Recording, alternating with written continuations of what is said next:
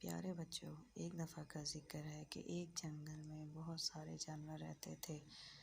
وہ ہر وقت کھیلتے کودتے اچھلتے اور مزے اڑاتے۔ اسی جنگل میں ایک لومڑی بھی رہتی تھی جو روزانہ کسی نہ کسی جانور کو کھا جایا کرتی تھی۔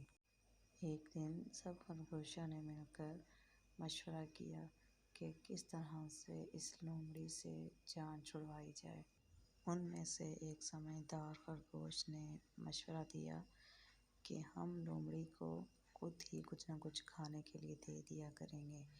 اس طرح وہ ہمیں کھایا بھی نہیں کرے گی اور ہماری دوست بھی بن جائے گی۔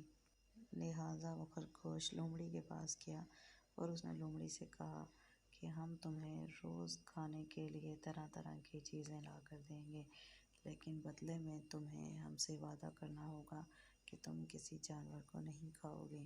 لومڑی ان کی بات مان گئی۔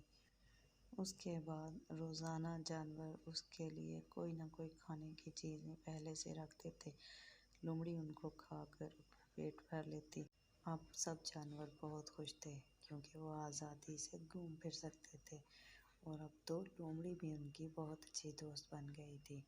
ہاں تو بچوں، دیکھا آپ نے کس طرح پیار محبت سے ہر مسئلے کا حل نکالا جا سکتا ہے۔ پیار اور محبت سے اپنے دشمن کو بھی دوست بنایا جا سکتا ہے۔ ہاں تو بچوں، آج کی کہانی آپ کو ضرور پسند آئی ہوگی۔ ہماری اگلی اسی طرح کی نئی اور اچھی ویڈیوز دیکھنے کے لیے ہمارے چینل کو سبسکرائب کریں، لائک اور شیئر کریں۔ تو ملتے ہیں ایک نئی ویڈیو کے ساتھ۔ اپنا خیال رکھیے گا۔ اللہ حافظ۔